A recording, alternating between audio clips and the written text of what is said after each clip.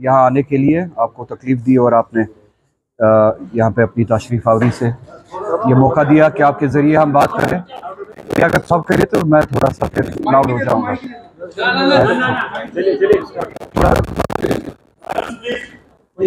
हमने election commission of India को पहले ही ये जब उनका विज़िट यहाँ पे हुआ था ये साफ अल्फाज में कहा था कि we want a free and fair election in Jammu and Kashmir. इतने सालों के बाद इलेक्शन हो रहा है और उन हालात के बाद इलेक्शन हो रहा है जिन फैसलों के बाद, जिन हालात के बाद हमारा डेमोक्रेसी और इसकी फंक्शनिंग पे जो कमिटमेंट था उसको चोट पहुंचाई गई थी। नाउ उस एतमाद को रेस्टोर करने के लिए ये जो सिलसिला शुरू किया गया, ये आखिरी कदम नहीं है, शुरुआत है ये इलेक्शन। डेमोक्रेसी में, जमहूरियत में हमारा एतमाद बहाल करने के लिए ये पहला कदम है जो ये इलेक्शन, असम्बली इलेक्शंस यहाँ पे कंडक्ट कराए जा रहे हैं। तो इसके लिए हमने कहा था कि सबसे अहम बात है कि ये फ्री एंड फेयर इलेक्शंस हो। इसमें इलेक्शन कमीशन देखे कि लेवल प्लेइंग फील्ड हो। किसी तरह से भी जो मशीनरी है, गवर्नमेंट मशीनरी है, एडमिनिस्ट्रेशन जो है, उसमें इस तरह का इम्बैलेंस क्रिएट ना किया जाए जिसमें प्रिजुडिस दिखे, बायस दिखे, किसी ख़ास तबके को, जमात को यहाँ पे फ़ायदा पहुँचाने के लिए या उनके टूवर्ड्स हालात को टिल्ट करने के लिए इस तरह की कोई भी इंटरवेंशन नहीं होनी चाहिए। मेरे कोलीग्स ने पार्टी में अप्रहेंशन ज़ाहिर किया है कि जो यहाँ पे कल पोस्टिंग्स हुई, आपने देखा होगा पुलिस एडमिनिस्ट्रेशन में जो यहाँ पे पोस्टिंग्स हुई, और अप्रहेंशन इस हवाले से है कि इन पोस्टिंग्स की, इन ट्रांसफ़र्स की ज़रूरत इस वक्त क्यों पड़ी, ये एक्सप्लेनेशन हम इलेक्शन कमीशन ऑफ इंडिया से चाहते हैं। और इन पोस्टिंग्स में, ट्रांसफ़र्स में आपने देखा होगा कि बारामूला में एसएसपी जो है उनकी पोस्टिंग सिर्फ 10 दिन पहले हुई थी, जो इन्फॉर्मेशन कोलीग्स ने मुझे दी, और जिससे ये अप्रहेंशन ज़ाहिर होता है। अगर 10 दिन पहले ही वहाँ पे पोस्टिंग हुई थी एसएसपी की, तो 10 दिन के बाद ही एसएसपी को वहाँ पे चेंज क्यों करना पड़ा? क्या, जैसा कि मेरे कोलीग्स बता रहे हैं कि किसी ख़ास पॉलिटिकल पार्टी या आउटफिट की रिक्वेस्ट पे 10 दिन में ही ये फ़ैसला बदला गया? क्या किसी ख़ास पार्टी को उनकी रिक्वेस्ट पे उनको फ़ायदा पहुँचाने के लिए ये पोस्टिंग्स किए गए? अप्रहेंशन इस बात से ज़ाहिर होना या पैदा होना ये लाजिम सी बात है। अगर 10 दिन पहले ही आपने वहाँ पे पोस्टिंग की थी, क्या इस तरह की कौन सी ज़रूरत आपको महसूस हुई कि जिससे आपको 10 दिन के अंदर अंदर ही फ़ैसला बदलना पड़ा और पोस्टिंग ट्रांसफ़र करनी पड़ी? तो हम आपके ज़रिए से इन पोस्टिंग्स के पीछे जो इंटेंट है, ये इन ट्रांसफ़र्स के पीछे जो इंटेंट है और एक्सप्लेनेशन चाहते हैं कि ये चेंजेस क्यों करनी पड़ी रातों रात इलेक्शन कमीशन ऑफ इंडिया को। और आपके ज़रिए हम चाहते हैं कि जो कमिटमेंट हमने दी है कि डेमोक्रेसी की रेस्टोरेशन में हमारा जो रोल रहता है, जम्मू कश्मीर की आवाम का जो रोल रहता है, पॉलिटिकल पार्टीज़ का जो रोल रहता है, उसमें सबसे बड़ी पॉलिटिकल पार्टी है नेशनल कॉन्फ्रेंस। हम अपनी तरफ से वो रोल निभाएंगे डेमोक्रेसी की रेस्टोरेशन में। जो हमारे एफ़र्ट्स है वो एफ़र्ट्स हम ज़रूर देंगे। और इलेक्शन कमीशन ऑफ इंडिया से हमने कमिटमेंट मांगी थी कि इस तरह की कोई भी इंटरवेंशन नहीं होगी, इस तरह की कोई भी छेड़छाड़ नहीं होगी जिससे शक भी हो कि इलेक्शन शायद फ्री एंड फेयर नहीं होंगे या इलेक्शन में किसी किस्म का इम्बैलेंस होंगे। तो आपके ज़रिए हम यही सवाल जो है वो इलेक्शन कमीशन ऑफ इंडिया तक पहुंचाना चाहते हैं। और इन पोस्टिंग्स ट्रांसफ़र्स के पीछे हम चाहते हैं, बिलखुसूस बारामूला का जो ये मिसाल है कि 10 दिन के अंदर अंदर ही इन्होंने फिर से एसएसपी को वहाँ पे चेंज किया, ट्रांसफ़र किया, इस तरह की ज़रूरत क्यों महसूस हुई? और ये जो ऑफिसर्स अब अपॉइंट हुए हैं, पोस्ट हुए हैं, expect them to be, I mean, honest to their bias उनकी एग्जीक्यूशन में बायस ना दिखे, ना दिखे किसी खास पॉलिटिकल आउटफिट के लिए, किसी खास पॉलिटिकल प्रॉक्सी के लिए, ताकि लोगों को एक फ्री एंड फेयर मौका दे, एक लेवल प्लेइंग फील्ड फराहम करे। इसी तरह से सिक्योरिटी के हवाले से, लॉ एंड ऑर्डर के हवाले से एक ऐसा माहौल क्रिएट करे जिसमें सभी को ये एहसास हो, महसूस हो कि वो एक जायज़ और सही सिर्फ डेमोक्रेसी के प्रोसेस में हिस्सा ले रहे हैं। उसके लिए हम तवक्का रखते हैं इन ऑफिसर्स से। इसी के साथ साथ कुछ लड़कों ने, जो हमारे स्टूडेंट्स हैं, उन्होंने रिक्वेस्ट भेजी, और मैं वो बात कहना चाहूँगा। यहाँ पे एसएसबी के एग्ज़ाम्स हो रहे हैं, और उनके एग्जामिनेशंस के लिए जो सेंटर्स अपॉइंट किए गए हैं, इन स्टूडेंट्स की रिक्वेस्ट है कि जिस तरह से वो सेंटर्स, एग्जामिनेशन सेंटर्स अपॉइंट किए गए हैं, वो नाइंसाफ़ी है। कुपवारा के लोग, बारामूला के लोग, उनके एग्जामिनेशन सेंटर्स साउथ कश्मीर में रखे गए हैं, कई लोगों के जम्मू में रखे गए हैं। तो उनके लिए ज़्यादती है बोर्डिंग लॉजिंग के साथ साथ ट्रैवल करना वहाँ पे, और फिर अपने एग्ज़ाम के चैलेंज को भी फेस करना, उसके लिए प्रिपेयर करना। तो ये ज़्यादती है। आपके ज़रिए एसएसबी को मैं ये कहना चाहता हूँ कि सेंटर्स नज़दीक से नज़दीक तक रखा जाए, ताकि एक्स्ट्रा बर्डन लोड ना पड़े स्टूडेंट्स पे, उनको ट्रैवल का लोड ना झेलना पड़े, उनको प्रिपरेशन की जो एफर्ट्स लगाने हैं प्रिपरेशन के लिए, उनको वो मौका दिया जाए कि वो अपने आप को तैयार करें एग्जामिनेशंस के लिए। तो ये सेंटर्स जो है, इनको रिव्यू किया जाए, वो सेंटर्स अपनी अपनी जगह पे स्टूडेंट्स के नज़दीक ज़िलों में या अपने ज़िलों में वो फराहम किए जाए। इसीलिए आपको तकलीफ दी थी यहाँ पे। अगर आपके कोई सवाल है तो I will be glad to take the question. और सवाल जायज है। अगर 10 दिन पहले पोस्ट हुआ था कोई ऑफिसर एसएसपी बारामूला, अगर वहां पर पोस्ट हुए थे 10 दिन, तो मॉडल कोड ऑफ कंडक्ट लगने के बाद, इलेक्शन अनाउंस होने के बाद 10 दिन के अंदर अंदर ही क्या जरूरत पड़ी? कोई तो वजह होगी ना। वी वांट दैट एक्सप्लेनेशन, किस वजह से। अगर कोई वजह है नहीं, so then we sense something fishy. तो वो एप्रीहेंशन जायज सी बात है। एप्रीहेंशन तभी दूर हो सकता है जब हमें इस बात का, सवाल का जवाब। सर, क्या आप तहरीर commission of India already letter चली गई है, आपके जरिए से भी हम ये बात पहुंचा। अगर एडमिनिस्ट्रेशन या इंस्ट्रूमेंट्स ऑफ एडमिनिस्ट्रेशन, जो आपके ऑफिसर्स होते हैं, जो आपका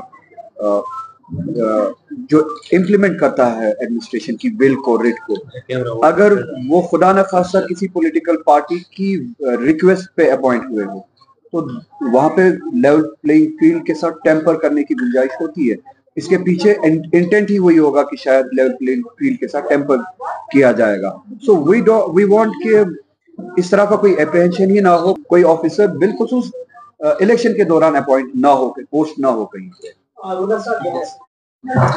मेरी आपसे गुजारिश होगी कि आप मैनिफेस्टो गौर से पढ़े और हमारी लैंग्वेज को आप पढ़े, फिर then you assess what we से।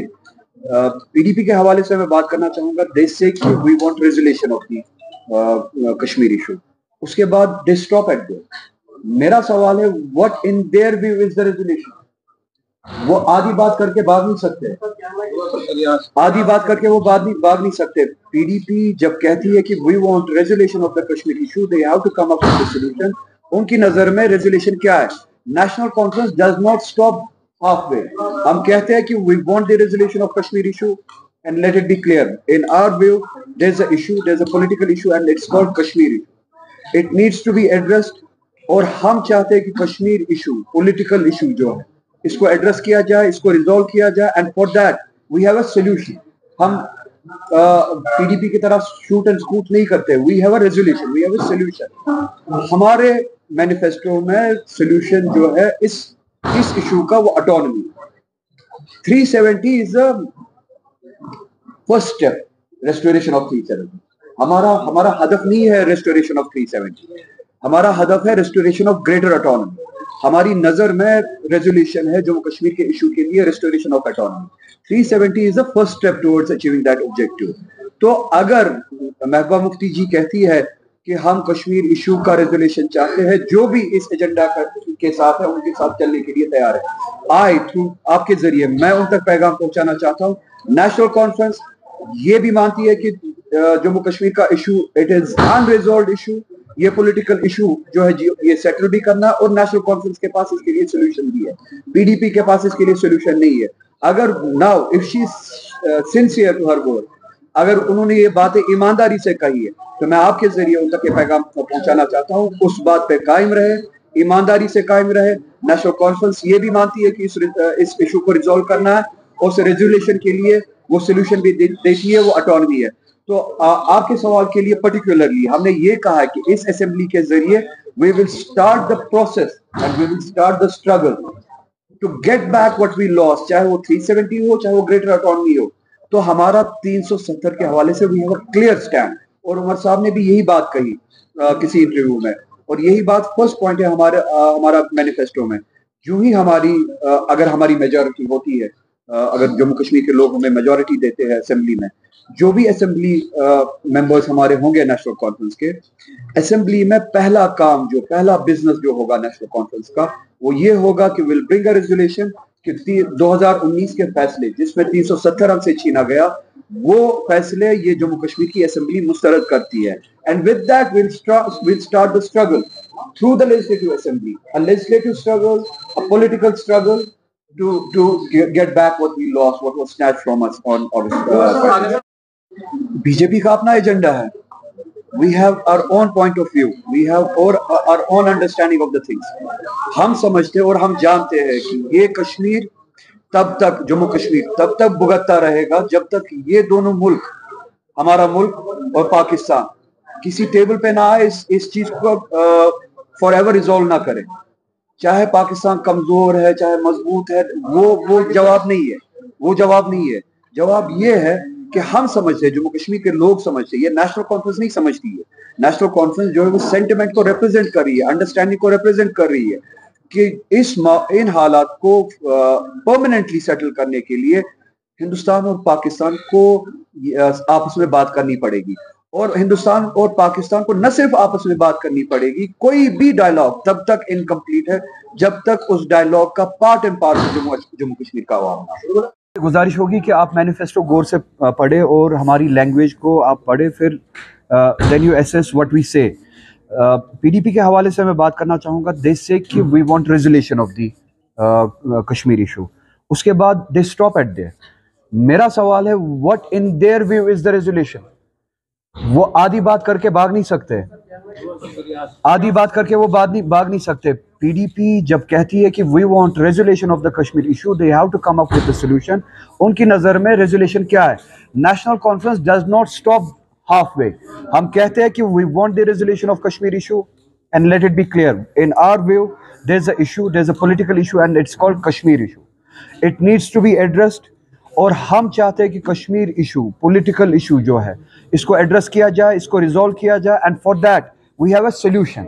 हम पीडीपी की तरह शूट एंड स्कूट नहीं करते। We have a resolution, we have a solution. हमारे मैनिफेस्टो में सोल्यूशन जो है इस इशू का, वो ऑटोनॉमी है। 370 is a first step, restoration of 370। हमारा हदफ नहीं है रेस्टोरेशन ऑफ 370, हमारा हदफ है रेस्टोरेशन ऑफ ग्रेटर ऑटोनॉमी। हमारी नज़र में रेजोल्यूशन है जम्मू कश्मीर के इशू के लिए restoration of autonomy. 370 is the first step towards achieving that objective. तो अगर महबूबा मुफ्ती जी कहती है कि हम कश्मीर इशू का रेजोल्यूशन चाहते हैं, जो भी इस एजेंडा के साथ है उनके साथ चलने के लिए तैयार है। थ्रू आपके ज़रिए मैं उन तक पैगाम पहुँचाना चाहता हूँ। नेशनल कॉन्फ्रेंस ये भी मानती है कि जम्मू कश्मीर का issue it is unresolved issue, ये पॉलिटिकल इशू जो है ये सेटल भी करना, और नेशनल कॉन्फ्रेंस के लिए सोल्यूशन भी है। पीडीपी के पास इसके लिए सोल्यूशन नहीं है। अगर now if she sincere to her word, अगर उन्होंने ये बातें ईमानदारी से कही, तो मैं आपके जरिए उन तक पैगाम पहुंचाना चाहता हूँ, उस बात पे कायम रहे, ईमानदारी से कायम रहे। नेशनल कॉन्फ्रेंस ये भी मानती है कि इस इशू को रिजॉल्व करना है, और रेजोल्यूशन के लिए वो सोल्यूशन भी देती है, वो ऑटोनॉमी है। तो आपके सवाल के लिए पर्टिकुलरली हमने ये कहा है कि इस असेंबली के जरिए we will start the process and we will start the struggle to get back what we lost, चाहे वो 370 हो, चाहे वो ग्रेटर ऑटोनॉमी हो। तो हमारा 370 के हवाले से we have a clear stand, और उमर साहब ने भी यही बात कही किसी इंटरव्यू में, और यही बात फर्स्ट पॉइंट है हमारा मैनिफेस्टो में। जो ही अगर हमारी मेजॉरिटी होती है, अगर जम्मू कश्मीर के लोग हमें मेजॉरिटी देते हैं असेंबली में, जो भी असेंबली मेंबर्स हमारे होंगे नेशनल कॉन्फ्रेंस के, असेंबली में पहला बिजनेस जो होगा नेशनल कॉन्फ्रेंस का, वो ये होगा कि विल ब्रिंग अ रेजोल्यूशन कि 2019 के फैसले जिसमें 370 अंक से छीना गया, वो फैसले ये जम्मू कश्मीर की असेंबली मुस्तरद करती है। And with that will start the struggle through the legislative assembly, a legislative struggle, a political struggle to get back what we lost, what was snatched from us on August 5th. BJP का अपना agenda है। We have our own point of view. We have our own understanding of the things. हम समझते और हम जानते हैं कि ये कश्मीर तब तक जम्मू कश्मीर तब तक भुगतता रहेगा जब तक ये दोनों मुल्क, हमारा मुल्क और पाकिस्तान, किसी टेबल पे ना आए, इस चीज़ को फॉर एवर रिजॉल्व ना करें। चाहे पाकिस्तान कमज़ोर है, चाहे मजबूत है, वो जवाब नहीं है। वो जवाब नहीं है। जवाब ये है कि हम समझते हैं, जम्मू कश्मीर के लोग समझते हैं, ये नेशनल कॉन्फ्रेंस नहीं समझती है। नेशनल कॉन्फ्रेंस जो है सेंटिमेंट को रिप्रेजेंट कर रही है, अंडरस्टैंडिंग को रिप्रेजेंट कर रही है कि इस मामला को परमानेंटली सेटल करने के लिए हिंदुस्तान और पाकिस्तान को आपस में बात करनी पड़ेगी। और हिंदुस्तान और पाकिस्तान को न सिर्फ आपस में बात करनी पड़ेगी, कोई भी डायलॉग तब तक इनकम्प्लीट है जब तक उस डायलॉग का part and parcel Jammu Kashmir का आवाम ना हो। ये पहले से ही कहता आ रहा हूँ, हम इस वक्त उस मोदी के हिंदुस्तान से लड़ रहे हैं जो एलानिया मुसलमानों के साथ जंग लड़ रहा है। ये मेरे लिए सवाल ही है, ये मेरी बात की अक्कासी है, ये मेरी बात की रिअफर्मेशन है कि हम मोदी के हिंदुस्तान के साथ नहीं, मोदी के उस हिंदुस्तान के साथ जंग लड़ रहे हैं जो मुसलमानों के साथ इस वक्त जंग लड़ रहा है, जो मुसलमानों का वजूद छीनना चाहता है, जो मुसलमानों का मजहब छीनना चाहता है। So in this fight for the revival of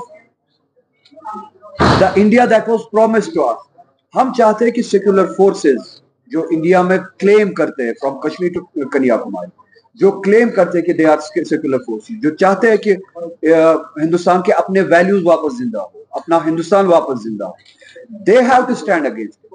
ये लड़ाई हमारी अकेले की नहीं है, ये लड़ाई मुसलमानों की नहीं है, ये लड़ाई उतनी ही राहुल गांधी की भी होनी चाहिए। आपके जरिए मैं राहुल गांधी या इंडिया अलायंस जिसके हम पार्ट भी है, उनसे चाहूंगा, उनसे तवक्का रखूंगा, जब मुसलमान की नमाज पे, मुसलमान के हुकूक पे, मुसलमान के ईमान पे, मुसलमान के लिबास पे, मुसलमान के सर्वाइवल पे, जॉब पे, राइट पे हमला होता है, उसी एंथुजियाज्म और उसी एनर्जी के साथ राहुल गांधी और इंडिया अलायंस के सभी जो अलायंस पार्टनर्स है, उनको मुसलमानों के लिए खड़ा होना पड़ेगा, खड़ा होना चाहिए। जैसे हम दलितों के लिए खड़े होते होना भी चाहिए, होना है, इसी तरह से राहुल गांधी को और इंडिया अलायंस के सभी पार्टनर्स को मुसलमानों के लिए खड़ा होना है। Now India has to decide, it's not for us कि उनको do the entire population of India including us want an India जहां पे दीन के नाम पे, मजहब के नाम पे कन्फ्रंटेशन हो, आइसोलेशन हो, पोलराइजेशन हो। इसका नुकसान जैसे हमारा मुल्क 10 सालों से भुगत रहा है, अगर इसी तरह से मुल्क चलता रहा, भुगतता रहेगा बदतरीन हालात में, इससे भी बदतरीन हालात में जाएगा। सो ये वो लड़ाई है जो हम लड़ रहे हैं, चाहे जम्मू कश्मीर की आवाम हो, चाहे सारे मुल्क के मुसलमान हो, चाहे माइनॉरिटीज हो। इस लड़ाई में मैं आपके जरिए चाहूंगा कि इंडिया अलायंस पूरी एनर्जी के साथ और विजिबली शामिल हो। ये ना कि माइनॉरिटी का नाम देके, एक पासिंग बाय रेफरेंस देके वो काम को पूरा करे। विजिबली शामिल हो, जहां पे भी मुसलमानों के साथ ज्यादती हो रही है, वहां पे राहुल गांधी भी खड़ा हो। वो पार्टी जो बीजेपी के क्लोज थी और एलानिया तौर क्लोज थी, यहाँ पे भी एक पार्टी उनके हाथ में शायद बल्ला है, नाम मुझे याद नहीं है, वो कहती थी कि मैं बीजेपी का हूँ, बीजेपी मेरी है। वो उनका सरबराह जिसका नाम मुझे याद नहीं हुई, ये कहता था कि मुझे फख्र होगा अगर बीजेपी उसे बुलाएगी। तो इस तरह की पार्टीज और नॉर्थ में जो पार्टीज बहुत ही क्लोज है बीजेपी के, जिनके जाहिरन बीजेपी के रिश्ते ट्रांसलेट होते हैं घरेलू रिश्तों में, बड़ा भाई छोटा भाई। तो इस तरह की पार्टी जो अभी भी चाहती है कि पार्लियामेंट इलेक्शन के जवाब के बाद भी जो लोगों ने उन्हें जवाब दिया, किसी तरह से भी वो सरवाइव करे, तो वो जाके रिक्वेस्ट करते हैं, भीख मांगते हैं इस तरह के फेवर्स की। शायद उनके रिक्वेस्ट पे, उनकी भीख पे इस तरह के फेवर्स शायद दिए गए हो। ये हमारा अप्रहेंशन है। Election commission of India should come out with facts और हमारे इन अप्रहेंशंस का जवाब दे, इन अप्रहेंशंस को उसी वक्त जवाब मिलेगा। इंजीनियर रशीद की पार्टी जो है वो चाहती है इलेक्शन लड़े, वो आएंगे फील्ड में, डेमोक्रेसी है, हर कोई हिस्सा ले सकता है। अगर उनको लगता है कि they should participate more than 2 और 3 कॉन्स्टिट्यूएंसीज, अभी तक शायद वो 1 या 2 असेंबली कॉन्स्टिट्यूएंसीज में कंटेस्ट करते थे, अब उनको लगता है कि शायद और ज्यादा असेंबली कॉन्स्टिट्यूएंसीज में उनको कंटेस्ट करना चाहिए, आना चाहिए उनको, उनके लिए दरवाजा खुला है। हम कौन होते हैं बोलने के लिए आना चाहिए या नहीं आना चाहिए। उनके रिश्ते किस तरह के होंगे, किस तरह के नहीं होंगे, वो लोगों के सामने आएगा जब वो अपनी कैंपेनिंग के लिए निकलेंगे, जब अपना नैरेटिव सामने देंगे और जब उनको जो भी वोट मिले, जितना भी वोट मिले, उसके नतीजे में फिर क्या होता है वो पता चलेगा, उसे पता चलेगा। अभी इट्स टू अर्ली टू से कि वो किस लिए आ रहे हैं, किस मकसद के लिए आ रही है, आया किसी के साथ है या नहीं है। इट्स टू अर्ली टू से, मैं उसमें नहीं जाना चाहता।